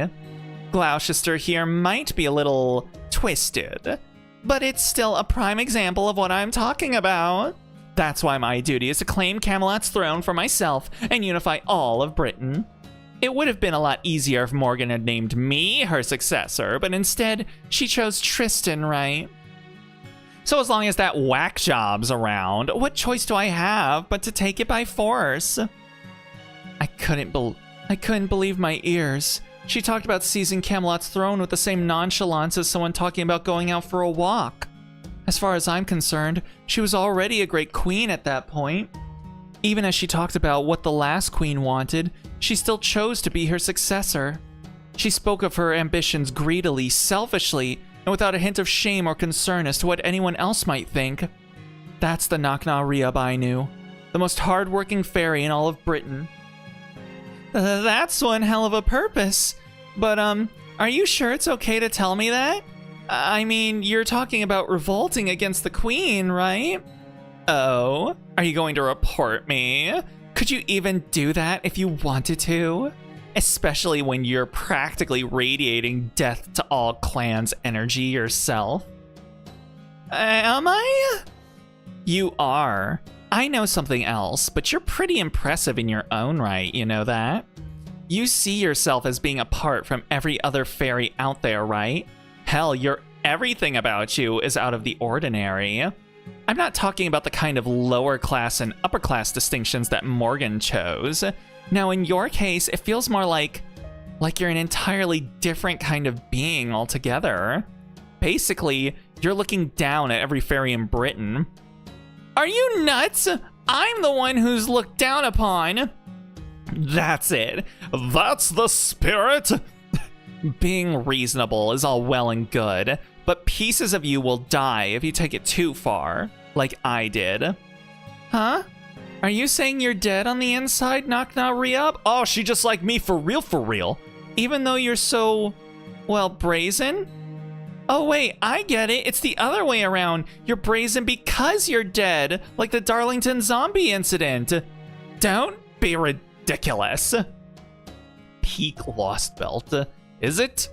I am having a decent time with it. Better than I was with Olympus, that's for certain. But how's it going? Same. Hope you're doing all right tonight. Appreciate you stopping in. My name's Relikai. I'm just a random man on the internet playing video games. If you want to stick around and chat or lurk if that's more your speed, feel free to do so. But for the time you decide to stick around, I hope you enjoy yourself. Just like us, for real, exactly. Oh, shit. Ow, ow! Stop that! There's no need for violence! That was just an example. Or rather, that all happened a long time ago. It made it kind of sound like she went up to her and just gave her like a titty twister or something, which I don't think is something that like gets done to women. So it's that's just a really absurd and amusing thought to think of. I saw you apologizing to that fairy you were in the hall with earlier. Was that your village's leader or something? No, forget it. It doesn't matter. The point is, you kept apologizing, saying you were sorry you're so weak and promising to try your best next time, right? Well, cut it out. At least when I'm within earshot. Hearing that crap really pisses me off. Olympus was so good. Olympus was fine, but it wasn't as good as like Atlantis. So, and there were aspects of the writing that I can't remember what they are now because it's been like 84 fucking years or something. But I remember finding it a bit annoying in how often this particular thing that, again, I can't remember what it was, but something kept happening throughout the storyline that I just remember kind of finding to be a bit grating. What's wrong with being weak? Who gets hurt if you can't do it? You're the only one who's going to get upset about you being weak, and it's not other fairies who will be doing their best next time. Of course, it's natural to have regrets over failures, mistakes, overeating, and so on. What was that last one? But never, ever apologize just for being weak. There's no greater waste of time. And just so you know, I'm not telling you this because I feel sorry for you. I'm mad because apologizing for your weakness doesn't help anyone, least of all yourself. With that kind of power, you should be holding your head high and fighting for what you yourself want. You're a real fiery fairy deep down, right? Like a dragon pretending to be a house cat. So quit worrying about what everyone else thinks of you and sink those fangs into your dreams. Damn. She'd be abrasive about it, but our girl knows how to construct a pep talk, I'll tell you that. I can see that Atlantis was so much hype at the end. Indeed. Because believe me, there are plenty of people out there who don't have the power to even do that. Those words were what really astonished me. She was born into luxury with incredible power at her disposal, but despite that, or maybe because of it, she also understood exactly how much she and her fellow fairies were truly blessed. Huh. Easy for you to say when you're not the one who will have to live with the consequences. Alright then, if you're going to lecture me about dreams, what about yours? You've probably already sunk your fangs into them, but still. My dreams? You need to ask. It's romance. When I find someone who rocks me to my core, our romance is gonna rock the whole damn kingdom to its foundation. Ooh. Are you crazy? Besides, that's no dream. That's reality. I mean, You must have had a lover for ages now, right? Well, that's just it. I don't. Hold it! You just laughed at me in your head, didn't you? Don't get me wrong, I'm not lacking opportunities. I could have anyone in Edinburgh if I wanted. Right, of course. How could you not when you're so pretty? But then, why aren't you dating anyone? I guess it's my way of setting myself apart from the last queen. You know how depriving yourself of the thing you want most lights a figurative fire in your belly? Well, I'm going to use that fire to claim the throne and save my romance for after I'm king of Britain. Yeah. Too bad. If only Ku was here. If only, right? It was so ridiculous I couldn't help but laugh. She didn't even realize that she had her purpose and her dream completely mixed up. She didn't want to become king so she could then have a romance. She just wanted the romance and felt like she had to get her predecessor's wish out of the way by becoming king to do it. What's so funny? What's your dream then, huh? Is it that much better than mine? I guess mine's not too far off. I want to try walking around the city as an upper-class fairy. I want to be proud and stylish like you are. I can only imagine how great that must feel. I remember thinking, I wouldn't mind having her for a rival. I'd had to go without a lot of things in my life, but at least in terms of someone to compete with, it looks like I got everything I could have asked for. You idiot. This isn't pride, this is fashion. I don't mind helping you with that side of things, but that's not what a real dream is. Anyway, first we need to see who can put down the burdens we're carrying the soonest. Should we see who gets there first? Oh man, I feel like my voice is giving out already. That night, I took in the same night sky as my incredible friend, a fairy who spoke of her dreams with pride and nobility. And history said they were good friends. I thought I'd sealed that horrid memory away. Looks like you got a small concussion. Oh good, you're awake, baby girl. Why are you all looking at me like that? Did I miss out on something fun or... Oh, that's right, I remember now. I took a direct hit from that chocolate. How dare that thing revolt against its creator? Come on, everyone, let's smash that thing and eat it up like the sweet treat it was supposed to be. I guess you really were just knocked out for a bit. Have pleasant dreams since it seems you were up all night. No, I didn't. And I wasn't up all night either. I slept great, if you must know. Now, do you give in or what? Yes, I give in. You won the mob match fair and square. Lucky for you, the judge made her decision before all the spectators ran for their lives.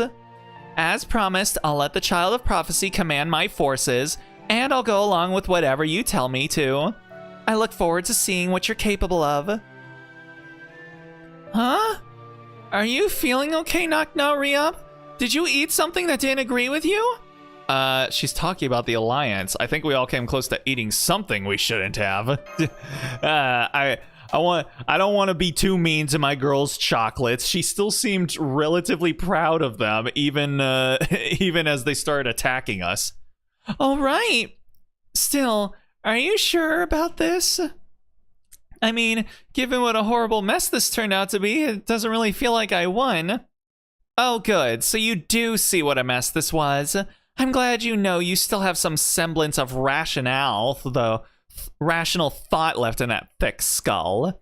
Anyway, while it's obvious I would win a rematch, we don't have any more time to waste, especially since the Queen's probably known you were in Edinburgh since last night. And once she realizes we're teaming up, she's going to assemble all her forces scattered in Camelot.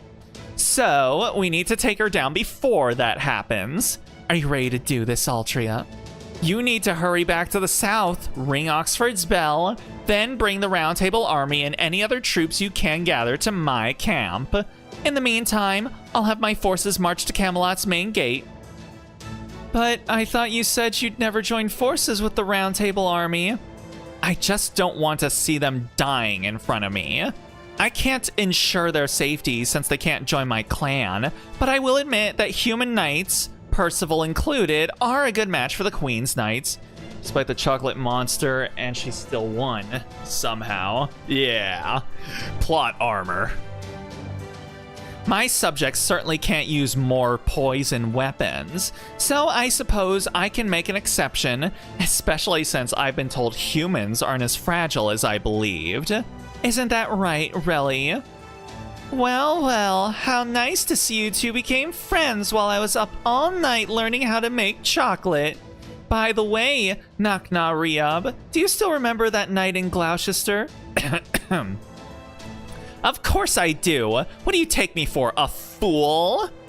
At any rate, you have my word that the Northern Fairies will be right beside the Child of Prophecy. Now get going. We don't have any time to spare. Okay, that's fair. I was the one who rang Orkney's bell. Relly, Mash, Da Vinci, Muramasa, Habby Cat, Redra, and Grimer. Please pack your bags as soon as you can. We need to hurry to Oxford. No, I'm gonna stay put here. You'll need someone to coordinate communications between you and the North, right? Oh my god. Besides, it looks like those guys don't really have a mage of their own, so I'm gonna teach them some basics they'll need to know when going up against Morgan. You will? Well, as long as you can be useful, that's fine with me. Don't you worry, I'm going to inscribe runes on as many of your soldiers' shields as I can. Morgan's spells pack a serious wallop, so we gotta make sure they can take at least one hit from them.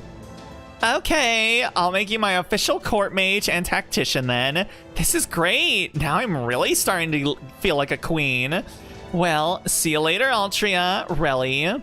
I would have liked to show you around Edinburgh, but that'll have to wait until another day. Next time we meet, it'll be on the battlefield. Let's make sure we're both dressed to kill. Aw, cute. So what about me becoming the wife of the winner? When is that going to come up?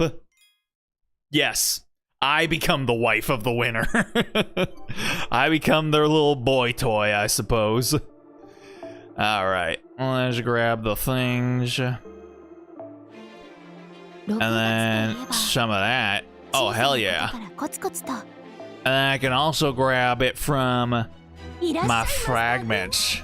There we go. Irashaimashita-kun. All right. All right. Could we potentially finish out the... Oh, what? Damn. All right. Hold on. What did it say? Cannot acquire more servants. Servant inventory? Really?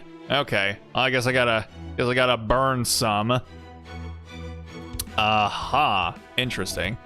Yeah, all of you get out of here. These must all be from the polls that I forgot I did.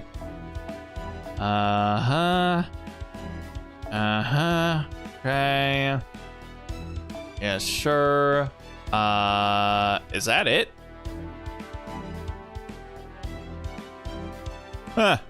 I guess so. Alrighty. Oh wait, I got a shit ton of rare prisms. Interesting. Huh. Fine.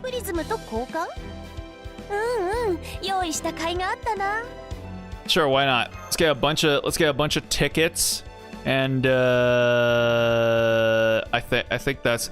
Oh, there's okay. All right, never mind. Don't burn Gilles Caster. I will burn him as much as I feel like it. He's story locked, and you know where else he's locked? Inside of the shop, where I don't have to see his face.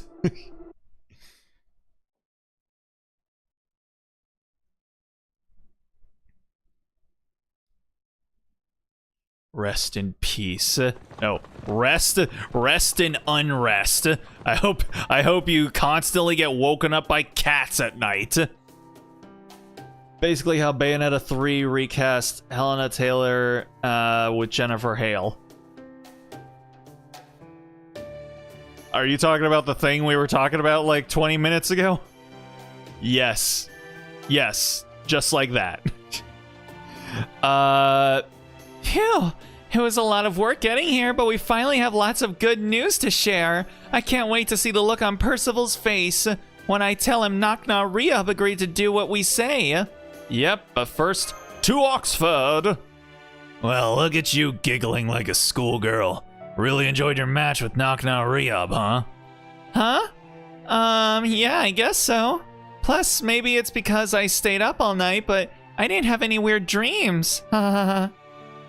Still, now that I think about it, I have been enjoying myself a lot.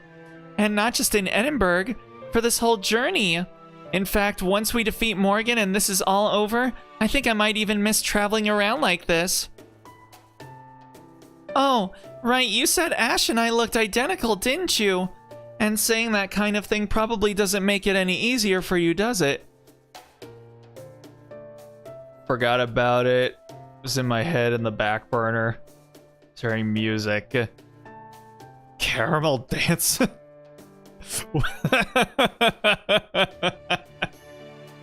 Alice is literally sitting there, no thoughts, head empty, just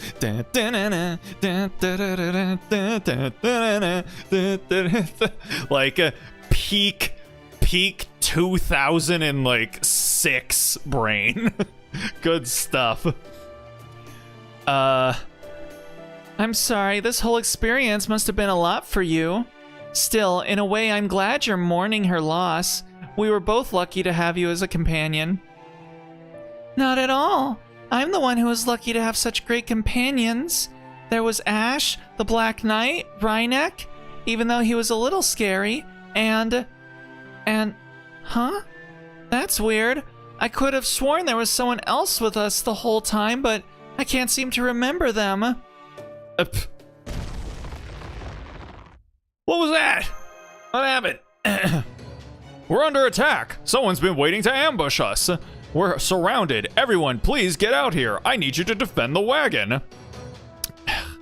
Can't believe we're running into the Queen's soldiers even out here in Knock-Knock Rehab's territory. Let's go, Riley, Da Vinci, Mash. My brain was hearing Johan's. Oh my goodness, girl, where did he hurt you? show the court on the doll where he hurt you. Don't tell me they're human. Damn it, I know what I just said, but you'd better stand back, Riley. You shouldn't even get near these things. Da Vinci, Habitrod, we're gonna have to take care of them ourselves. Got that? Works for me. Relly, Mash, you two keep your distance. I'm guessing those things are... Oh goodness. Peak Gen Z brain rot. But Caramel Dancing was millennial brain rot. That's the thing. That's our brain rot. Oh shit, 20? What is all this bullshit that they've got here? When HP reaches 0, inflict poison and curse? Activate when damaged. Inflict curse to a single enemy. What? Okay, so we're not supposed to win this. I see. Interesting. Oh, and we're locked in too. How about that shit? Okay. All right. Well, we gotta get this going right away. Let's see. And then what does Habitrot's shit do again?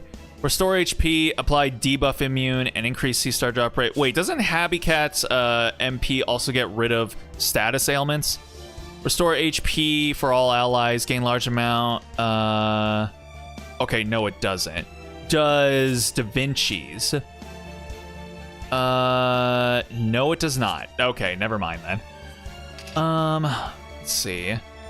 Apply ignore invincible, increase MP gauge for yourself. Are you AoE? Yes, you are. Okay. So we're gonna do this. Okay, and then we're gonna do wham, bam, thank you, ma'am. Alright. Only cast Soria clans, or cleanse? Ah, damn it. 鍛造技法臨界これが俺のスムカリ村正だ Ah, man, for real? God damn, man. Oh, boy. Jesus Christ. やべ Yabe. Oh, man, they're really gunning for Da Vinci. Okay, let's see. Increase MP gauge. とても楽しかったと思う Okay, and then, let's see. このアングルバッチリ Okay, let's see. Apply debuff immune for a single ally. セット Okay, and then, let's see. Increase, greatly increase MP gauge. Decrease 2,000 HP for, ah, man. It's fine, it's fine. We don't need it. We don't need it right now. 折れんなよ Boom, ふ boom. むふむ 真髄解明完成理念収束 Oh, I'll also throw any more of her electronics live stream. スムカリ Bryce's voice acting for Shiro in the Fate series. Oh yeah, he is Shiro, isn't he? Goddamn, I forgot about that. Oh my god, look at these fucking losers. Okay, there we go. That's what I thought. Good stuff.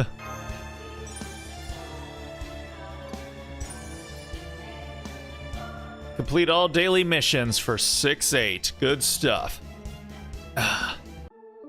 Guess my life is over. I guess so. There's nowhere for Alice to hide anymore.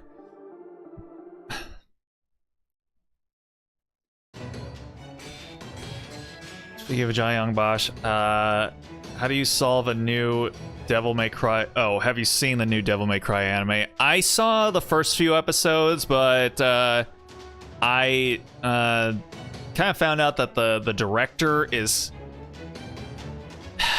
kind of an oddball. I don't know. I just haven't felt motivated to go back and check it out again. But it was cool for the couple episodes I did watch. This way, Master. We should get away from the wagon for now. I think those creatures that attacked us are living humans who are afflicted with the Morse curse. The Morse curse affecting humans? That shouldn't even be possible unless someone... Look out! Who dat? Oh. Oh, hello. Look who it is. Who's the director? Some guy. I can't really remember his name, but yeah, he's a big fan of Asmongold, which just really rubs me the wrong way. So yeah. Wow, that was amazing! You deflected my magecraft yet again. How did you do it? How did you know what I was up to? Why are you the only ones running away after all the trouble I went through to scatter all that human trash around? Palbon Sith. Don't you dare say that name. It's not my fault. It's not. I remember you. You're Tomlin Tristan. Yes, that's right. I'm Mother's only daughter. The only fairy in all of Fairy Britain to inherit her magecraft. Which is why I'm going to kill you pieces of shit. No pathetic little shits like you are gonna take my rightful place from me. Just like that, huh? Goddamn. She's crashing out. Run. Yeah. Oh boy. All right. Let's see here. All right. Yeah. So, ooh, Lancer. I feel like it's been a long while since I've been able to use a Lancer. And yeah, you know what? Let's go. Let's use oh, we have to. I see. Okay. Hang on. Do I have an arts Lancer? I feel like I should. Okay, let's do this. Okay. Oh, and I have to have interesting. Okay then. Let me see. Who do I have that's a arts lancer? Buster, Quick, Buster. They're all Busters. Are you for real? Why are all my lancers Buster? Damn it. All right, you know what? It's fine. It's fine. Oh wait, hold everything. Okay, you know what? We'll make this work. We'll make this work. It's fine. It's fine. Don't even worry about it. Don't even fret. Okay, and then on the back end, we're gonna put and then we'll put and yeah, I guess that should be fine. All right, and then here we'll do that, and then here we'll do that. Okay, there we go, and that should be okay. Alrighty. What's with you and crazy chicks don't mix? No. None of that around here. Take a breather. Spent enough about you know who. That's good. That's probably the best course of action. All right.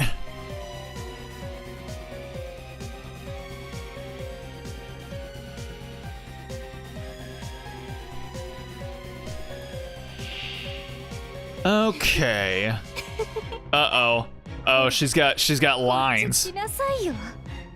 私を殺してみなさいよ。ほら、ほら。 I mean, okay. If that's what you're after. All right, let's do this. Where the hell did my mouse go? Why was it all the way over there? I haven't used Ares in a good long while, but so let's see how she's gonna do. I'm pretty sure all her skills are like 1-1-1, right? Yep. This is fine. This is fine. This is all gonna work out perfectly fine. Okay, we're gonna do this, and then we're gonna do this, then we're gonna do this. All right, and then this isn't gonna do anything, but I might as well give myself the crit buffs and whatnot. いいけど。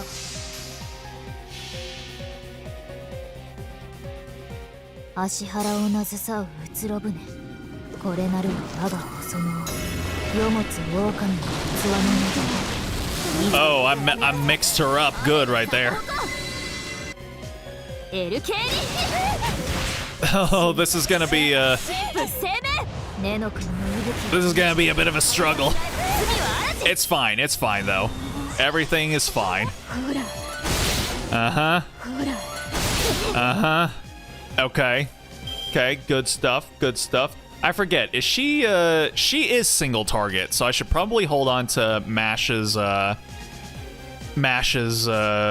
invincibility for a second here. Ignore sure hit, reduce attack for 1 turn. You're gonna be like that? All right, fine. We'll just try and juice everyone up here then.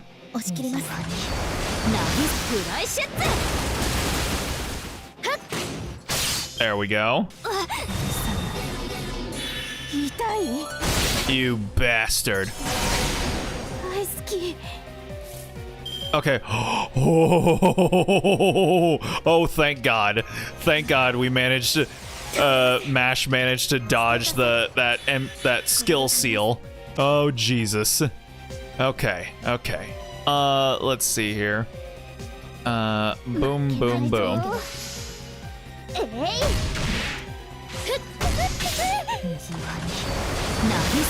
Alright. That was close, for real. But it's alright. Our wife will protect us.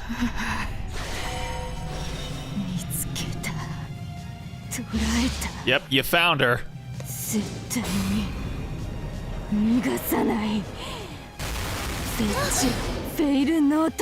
Oh wow, she really thrashing out. Goddamn, girl. Okay, good stuff. All right, so now let's see. Let's have us an Ares Brave Chain here. Okay. Just to get some damage on the board here.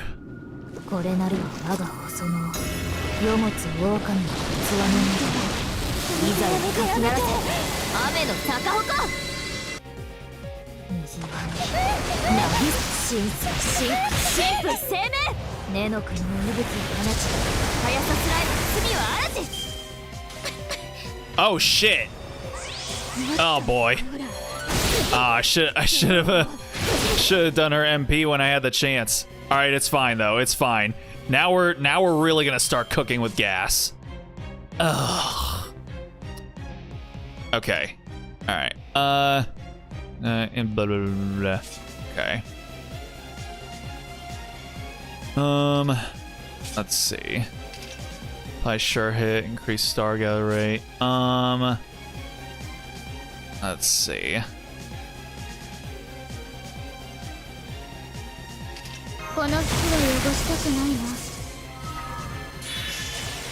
Here we go, and then I guess we'll do this, and then we'll do this, and then we'll do that. Curses are strong. Yeah, I didn't realize that they had stacked up that much on our girl.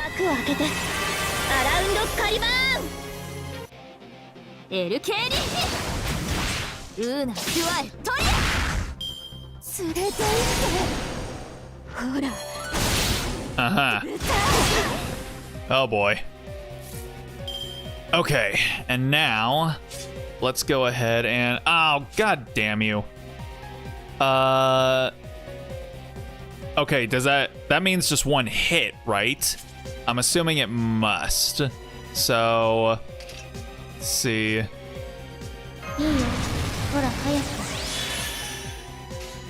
Alright. So we're gonna do this and then this and this. Just to be careful. Okay, it was. Ooh, there we go.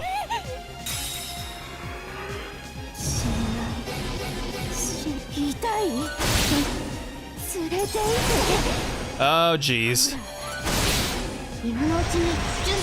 Oh, she really going for it. Okay, hold up. I need to get rid of all of these curses here, because that is not okay. All right, you're gonna go boom, boom, boom. All right, Castoria, get all this cringe shit out of here, please.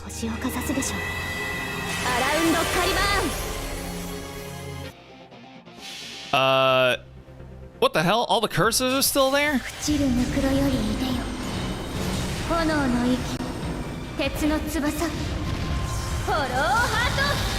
think I just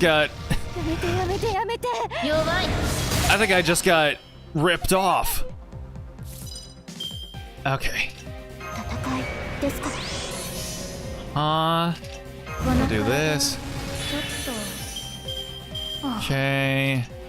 And then let's see here. Yes. I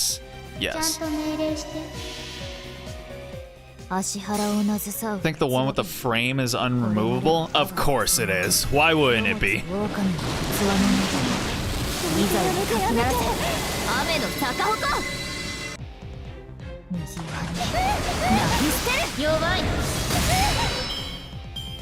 Oh boy. Alright, but it's alright. Get fucked.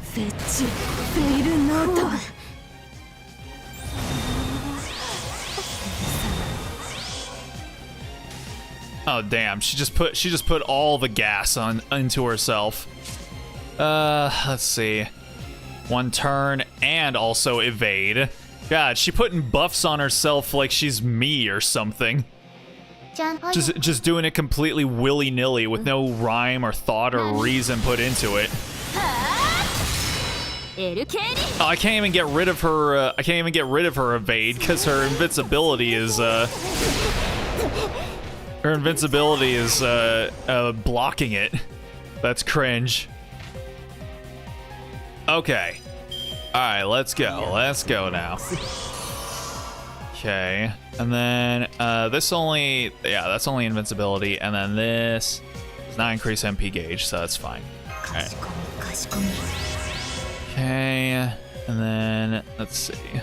リダクションセット Yeah, how about some sure hit from our courtesy of our girl Addis over here? Yeah, おし yeah. うんいいけど I think this should be GG. 足腹をなずさううつろ舟これなるは我が細野世持つ狼の器の Get fucked. 雨の逆鉾 Yes, sir. That's right. Be gone, thought. なら丸ごと食べているところよ All right. Good stuff.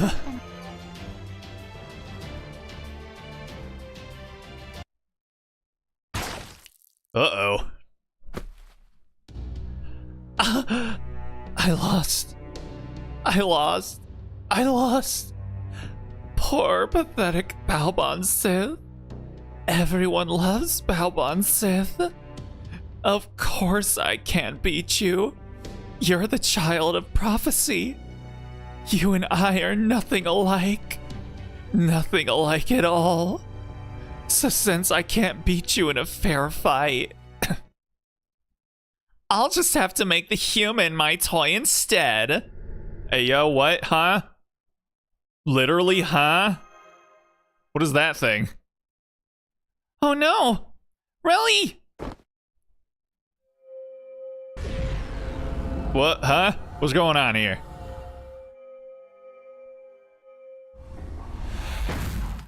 Oh? Huh? Where did Senpai and Altria go?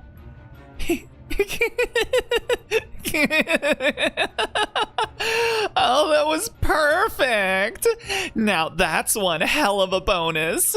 I knew the Child of Prophecy would dodge that, so I was just going to trap the human to have some fun with him. But then she walked right into it herself. What a dumbass! But hey, they're both trash anyway, so what better place for them than a dumpster? Then they're in that jar? Oh no, we're in the jar! Ah, shit! Oh man. What was that? You trying to avenge Boggart or something? Huh? As if I'd ever fight you again, idiot. Mirror, oh mirror, show me my reflection. She needs to let it go and move on to touch grass. I mean, I think that's all she's been doing. Apparently, there's an upper limit of the amount of grass you can touch before you start going off in the opposite direction. Mash NTR? Nah, never mash NTR. Except, you know, all the escapades that we get up to with our other servants. None of that counts. Okay, all right. That is all mash sanctioned. Never trust a yandere. I think that's the understatement of the century. It is of my professional opinion that you should probably never trust a yandere. It's like, yes. Also, the sky is blue. Oh. Sucks to be all brawn and no brains, doesn't it? The Child of Prophecy and the Foreign Mage are finished. Britain belongs to Mother and no one else, damn it. Ah, she's going to be so happy with me. Damn. Oh no! Oh, look at Mash. I hate these. Well, I love some of the new expressions that they've given her in this Lost Belt, but I do not like that one. Wait, stop! Get back here, Tristan! Oh, I don't want mash tears. We do not endorse mash tears in this household. Damn. Balbon, she sounds like when I have a BF moment. What? Balbon it crazy style. Alrighty. Well then, with that, I'd say since we finish up the section, that is a perfect spot to go ahead and call it there for the evening, I suppose. Poor eggplant, she keeps getting bullied. I know. I'm not into it. I don't endorse it. I don't condone it. But I guess we'll find out next time how things end up playing out from here. All right, y'all. That's gonna go ahead and do it for me for tonight. I want to thank anyone that decided to stop in to check out the stream, even for just a minute or two. Always appreciate it. Man, I love MASH. Yes, Milm. That is the creed of this stream. No stream tomorrow, but on Tuesday. Hold on. What is Tuesday? Okay, so Stellar Blade gets released on the 11th, which is Wednesday. So what I think is we might try and end up doing is hopefully this time we end up finishing 1,000 Times Resist on Tuesday. So then by Thursday we can go ahead and do our single 3-hour look at Stellar Blade. And then we finish out the weekday streams right there. So hopefully it should work out perfectly like that.